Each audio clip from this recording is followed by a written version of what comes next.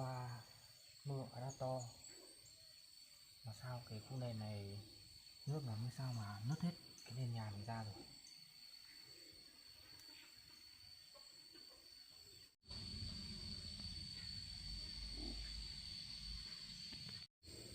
Bây giờ nứt hết như này cũng không an toàn chút nào.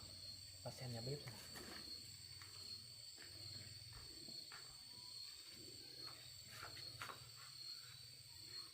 Cả khu vực bếp này cũng đã bị nứt ra hết rồi. Trong khu vực sau kia bị ngủ như sao, hôm trước sang nấp ra chỗ y tế hơi thấp.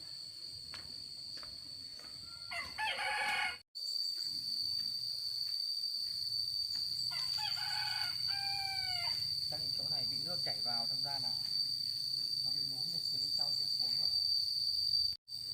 Những cái hố này nước chảy tới đây bị trũng lại, không thể thoát được. Đâm ra nó mới lún phía trong kia. Các phía sau bếp này cũng bị nứt hết rồi đấy.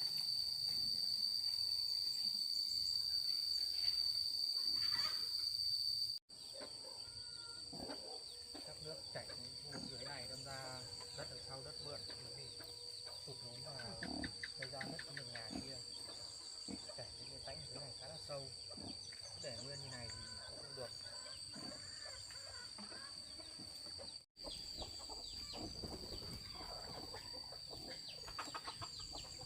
Bây giờ cứ để như này thì chị không yên tâm được. Chắc sáng nay sẽ gọi là máy xúc lên tu sửa cho một chút nữa, chứ không mai kia mà mưa to thì khu vực này sợ cái nhà sẽ không an toàn.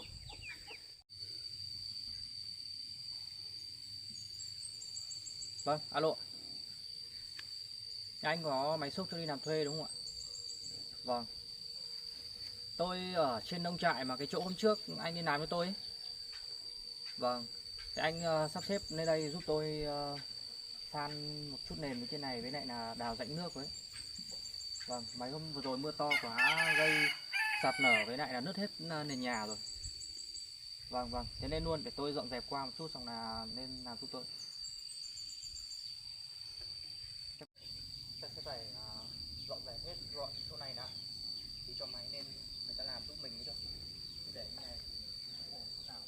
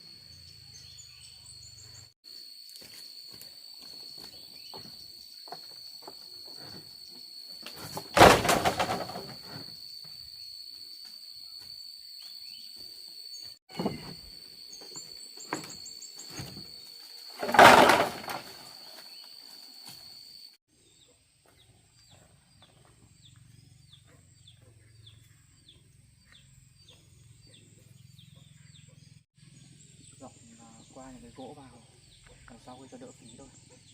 Này giờ chỉ đợi máy xúc đến để gạt ra nữa là được rồi. Chắc sắp đến rồi đấy.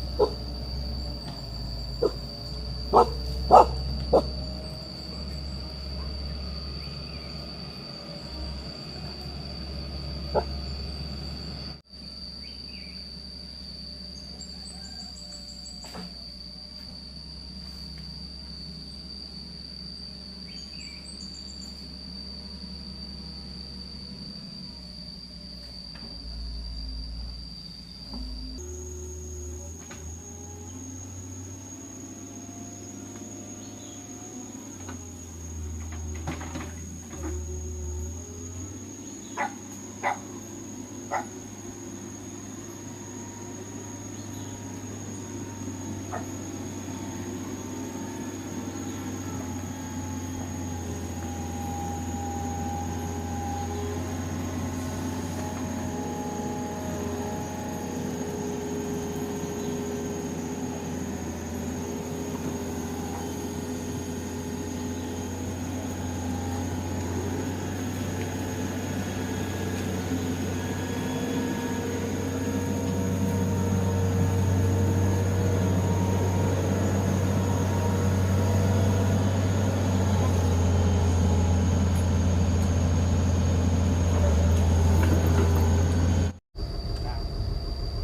bây giờ chỗ này cũng sát vào đến cái hàng rào kia là có những đất này là không bên khu cái đường về bên đấy nhé, đến múc bên này múc bên hạ này vào đây, nó là bên này cho nó là nước nó chảy bên kia cháu này nó chảy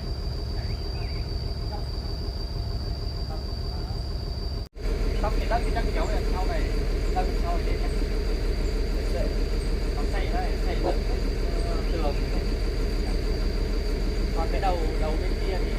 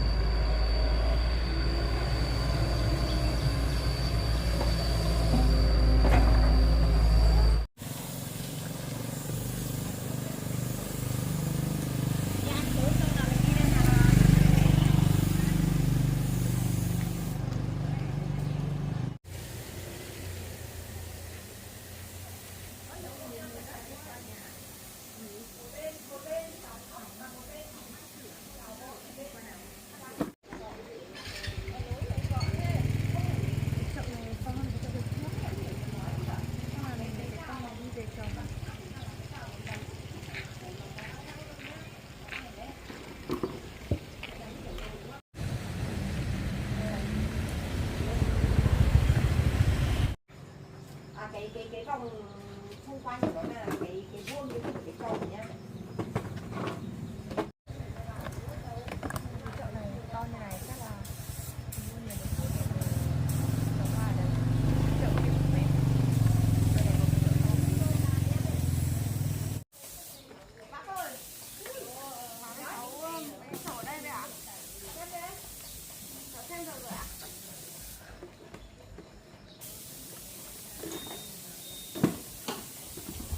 Đâu thấy cái nào nào? Thấy cái nào nào? Đâu lấy cái nào? Cháu lấy những cái chậu to này. Đây xem đi lấy bao nhiêu cái? Hôm trước cháu vừa lấy mấy cái chậu hơi bé này khác. Bác bán có tiền một cái ạ? 15.000 một cái. Vậy thì Đếm đi xem nào, chỗ này còn bao nhiêu cái? chắc là cháu lấy hết đi bác đến 6 à? 2 cái này, 4 cái này, 6 này, 8 này, 10 cái. Còn lấy hết thì trồng vào.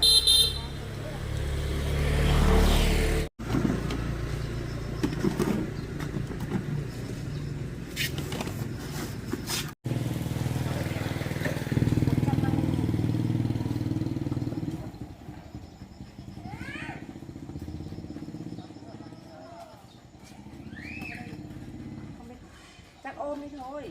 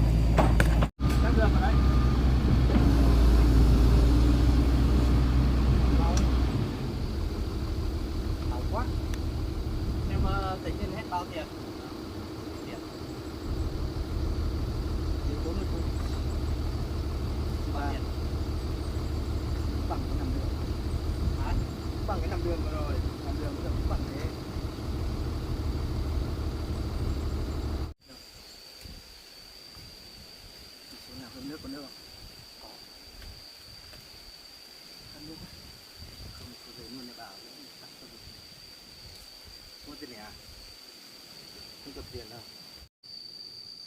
Đấy, mình nắng mấy hôm rồi. Đi nha. Cảm ơn nhé. Hôm nào có việc gì gọi thì lại liên hệ nhé. Rồi, ok. Cảm ơn nhé. Rồi, ok.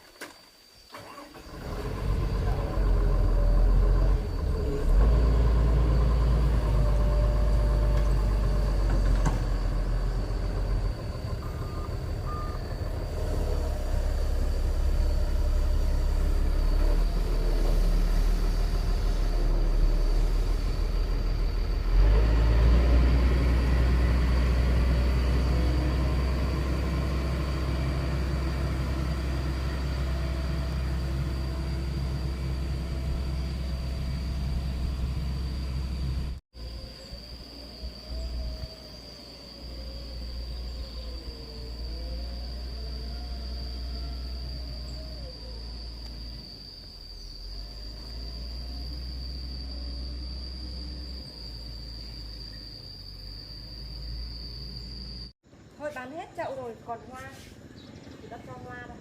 Còn này không?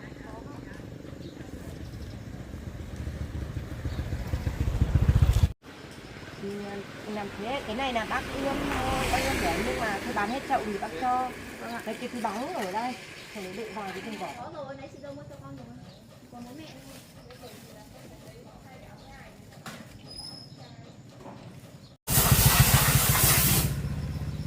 Đẹp lắm, nó mọc rễ đẹp lắm này, về ươm là được luôn. Vâng, cháu cảm ơn ạ.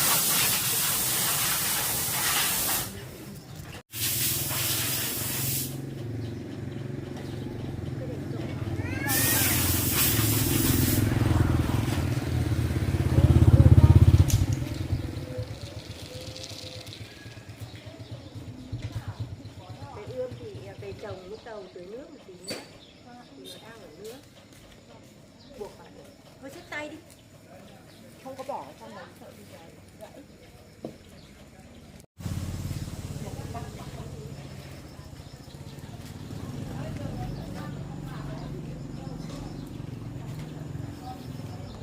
Cháu cảm ơn nhé. Thế nào? Cảm ơn nhé. Để đi.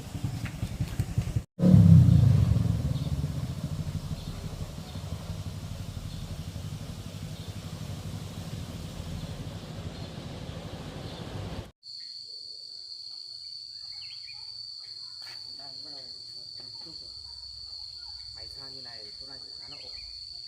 Chắc sẽ phải tranh thủ đổ chút đi vào cái phân cột kia cho nó chắc đã. Ngày mai mình muốn lời thì sẽ không lời được.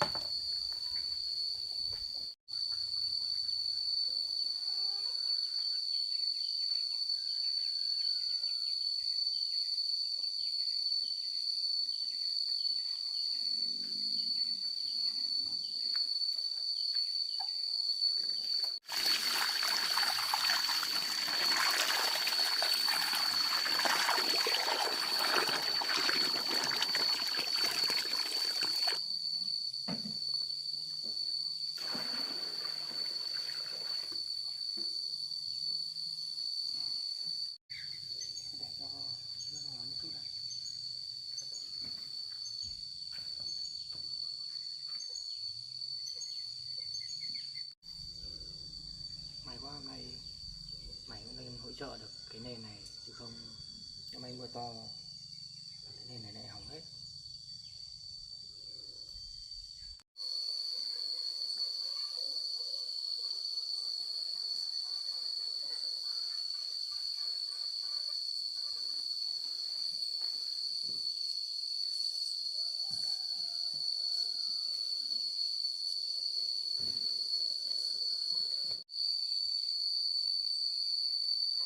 Đấy à? Vâng, em vừa đi chợ thì Thế hôm nay mua được gì là nhiều đấy. mua được một cái chợ.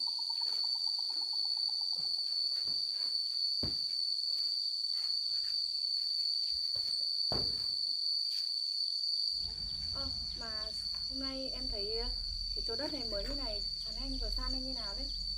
À, anh nhìn thấy những cái nền nhà này nó nứt ra hết đấy. Thế Vâng, là anh phải gọi máy xúc lên để người ta san để tách cái đường nước ra hai bên. vâng, hôm Chứ trước, như này thì nứt hết cái nền nhà của mình rồi. vâng ạ, hôm trước em cũng vừa nhìn thấy rồi nhưng mà em nghĩ là sẽ không còn cách nào xử lý nữa nên là em không bảo với anh. Hôm trước anh tối hôm trước mưa to quá, thế là nó nứt ra. Bây giờ mình phải làm như này, không có thì ngôi nhà của mình lại không được an toàn đấy. Vâng, thế hôm nay máy xúc lên làm cho mình hết chỗ này phải không anh? Làm xong hết rồi. Anh đang trộn ít vữa để đổ vào cái chân cột cho nó chắc lại. Mai mình sẽ nở. Vâng ạ. Mà hôm nay tưởng đi mua thêm chậu hoa. Vâng, hôm nay em đi chợ thì cũng không biết mua gì ấy. Thấy mấy cái chậu này to hơn cái chậu hôm trước mình mua thì em mang về để trồng mấy nữa mình để ở bên kia anh ạ. To hơn những cái chậu trước này. Vâng ạ. Mai chắc mình cũng phải đổi cho những cái cây to này vào chậu to này mới được. Vâng, họ có cho thêm cả hoa nữa nên là tí nữa em sẽ trồng luôn. Cái tí cái thủ trồng vào cho nó sống. Vâng, Cái mai mình cũng phải đổi những cái chậu, những cái cây to này sang chậu to này mới được. vâng ạ. Chậu bé để trồng những cây hoa bé này thôi. Vâng, cũng may là hôm nay họ cũng lên trận thế này giúp mình được. Chứ bây giờ hai đứa mình đào thì cũng rất là lâu đấy.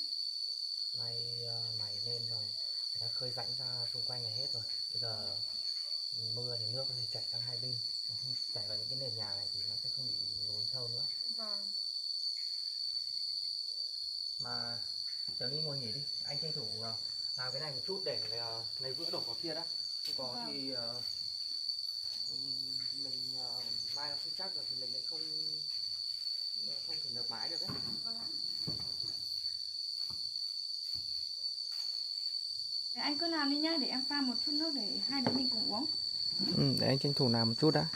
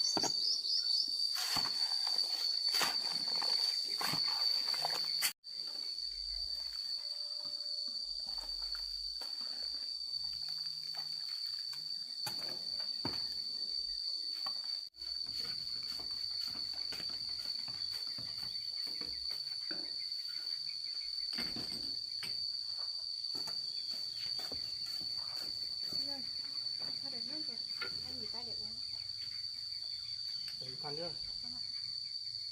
Anh nhận để một cái bịch đá kia đấy. Có Em đá. có cho vào không? Có, em có lấy ra anh. Lấy vào. Trời nắng nóng quá thì tranh thủ nghỉ xong là pha nước uống cho đỡ mệt. Vâng ạ.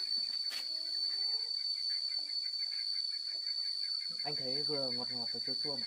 Em có pha nước đường chanh ấy, để mình uống đỡ mệt anh ạ. Bây giờ uống xong thì em cũng tranh thủ trồng mấy cái cây nãy mua chậu thì họ cho ấy. Không Anh sợ có phải để lâu nó chết. sang đổ bên kia chứ tí nắng quá sợ không làm được việc. Vâng. Anh có thể tiếp tục đi làm nữa. Có tiền không xong được thì lại ăn được muỗng đấy. Em cũng đi làm luôn đây. Cái này để đây một tí, mình làm khi nào mình khác thì mình